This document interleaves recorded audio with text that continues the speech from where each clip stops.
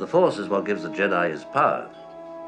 It's an energy field created by all living things. It surrounds us, penetrates us, it binds the galaxy together. Does Lifeforce have a basis in reality, or is it just the work of fiction? Throughout history, there have been accounts of individuals who could produce psychic phenomena, either voluntary or involuntary. One of these many phenomena is that of levitation.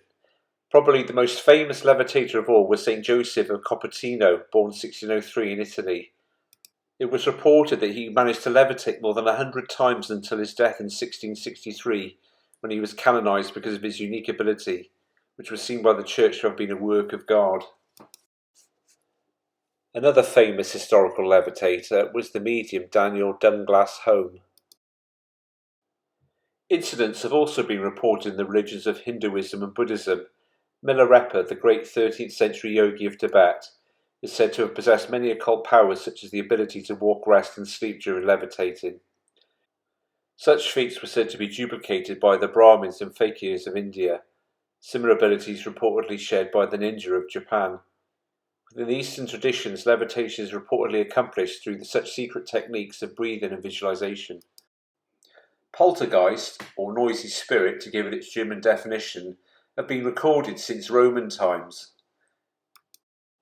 In the 1600s, Robert Boyle, one of the founders of the Royal Society in England, was arguably the first scientist to investigate poltergeist cases, along with his colleague Joseph Glanville.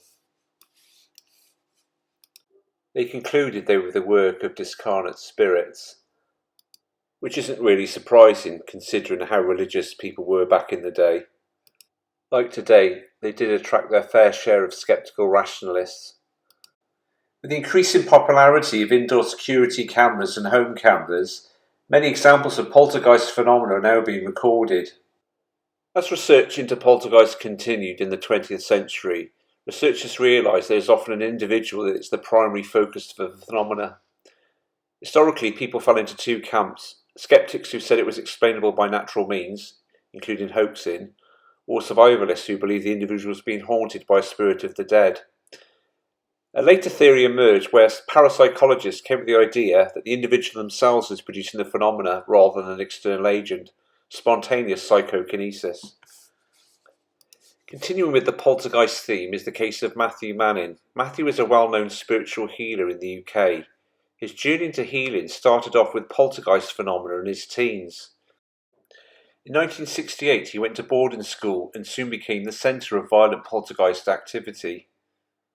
Heavy beds were moved and knives, light bulbs and other objects were sent flying through the air. Showers of pebbles and pools of water manifested. Strange lights appeared on walls. It was terrifying for everyone, teachers and pupils alike. Eventually, Matthew underwent a series of scientific tests.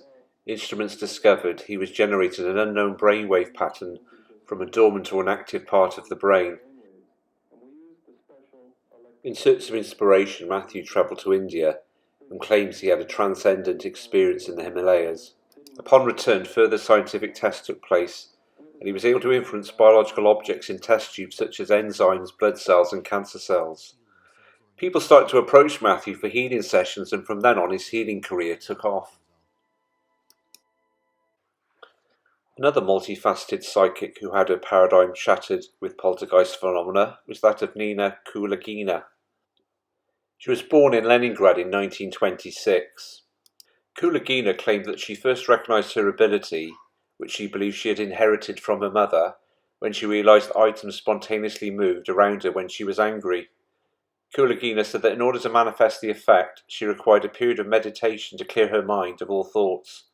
When she had obtained the focus required, she reported a sharp pain in her spine and the blurring of her eyesight. Reportedly, storms interfered with her ability to perform psychokinetic acts. During the Cold War, silent black and white films were produced, in which she appeared to move objects on a table in front of her without touching them. These films were allegedly made under controlled conditions for Soviet authorities and caused excitement for many psychic researchers around the world, some of whom believe that they represented clear evidence for the existence of psychic phenomena. According to reports from the Soviet Union, 40 scientists, 2 of whom were Nobel laureates, studied Kulagina. In investigating psychics, Larry Kettlekamp claims that Kulagina was filmed separating broken eggs that have been submerged in water, moving apart the whites and yolks, during which event such physical changes were recorded as accelerated and altered heartbeat, brain waves, and electromagnetic field.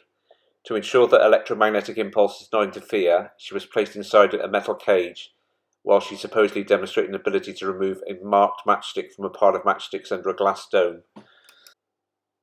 One of her most celebrated experiments took place in Leningrad, in a laboratory, on the 10th of March 1970. Having initially studied the ability to move inanimate objects, scientists were curious to see if Kulagina's abilities extended to cells, tissues, and organs. Sergeyev was one of the many scientists present when Kulagina attempted to use her energy to stop the beating of a frog's heart floated in solution. He said that she focused intently on the heart and apparently made it beat faster, then slower, and using extreme intent of thought, stopped it. After a long period of poor health, Kulagina died of a heart attack on the 11th of April 1990, aged 63. It could be that poltergeist phenomena is nature's way of reminding the individual they have a gift that can be potentially honed with concentration and meditation into something useful like healing. The consistent theme seems to be that there is a marriage of mental thought and life force which creates manifestations in the physical realm. Now let's turn our attention to seances. A seance meeting is centered on a medium who seeks to communicate with spirits of the dead. Because strong light is said to hinder communication, a seance usually takes place in darkness or subdued light. It generally involves 6 to 8 persons, who normally form a circle and hold hands. Believers assert that communication is being established when a disembodied voice is heard, or a voice speaks through the medium, or a ghostly apparition appears. Sometimes music of unknown source seems to fill the room. Objects appear to move for unnatural reasons, or a hand, a limb, or an entire body may shape from ectoplasm, which is a peculiar viscous substance said to issue from the medium's body. Whether mediums actually possess the ability to communicate with spirits, however, remains open to debate. Like with poltergeist phenomena, I'm not convinced discarnate spirits are behind the phenomena. With seances, in my opinion, we have a group consciousness, a large pool of thought forms, and collective life force energy into the pot. To back up the thought form idea with seances, consider the following experiment. In 1974, an experiment was conducted by a Toronto Parapsychological Research Society, led by mathematical geneticist Dr. A.R. George Owen and overseen by psychologist Dr. Joel Witten. Coincidentally, Witten was the first scientist to analyse Matthew Manning, as mentioned earlier. The goal of the group was to create a fictional character through a purposeful methodology and then attempt to communicate with it through seance. The character created and agreed upon was named Philip Aylesford, referred to as Philip during the test. His fictional history partially coincided with actual events and places, but with multiple contradictions and errors. He was born in 1624 in England and had an early military career and was knighted by the age of 16. He was involved in the English Civil War and became personal friends with Charles II, who worked with him as a spy. Philip was unhappily married to a woman named Dorothea and later fell in love with a Romany girl who was accused of witchcraft and burned at the stake. In despair, Philip committed suicide in 1654 at the age of 30. The group was seated around a table with initial seances yielding no contact, no communication, and no phenomena. Owen changed test conditions by dimming lights and changing the environment to mimic that of a more traditional seance. Participants began feeling a presence, table vibrations, breezes, unexplained echoes, and rapping sounds which matched responses to questions about Philip's life. At one point, the table tilted on a single leg, and at other times moved across the room without human contact. Repeated tests, which created fictional characters named Lilith and Humphrey, yielded similar results under similar circumstances. In 1988, I watched a TV series called Ring of Fire, charting the expeditions of a film crew across Indonesia. In one episode, they came across a guy nicknamed Dynamo Jack. He described himself as a healer and was able to build up various amounts of what he called ki in his body and discharge it through his hands in an effort to heal the patient of their condition. In one striking scene, he demonstrated his powers another way. He was able to set a ball of newspaper on fire. Dynamo said he had honed his ability through many years of meditation. Once again, we have this theme of the application of concentration and meditation to hone the individual's gifts.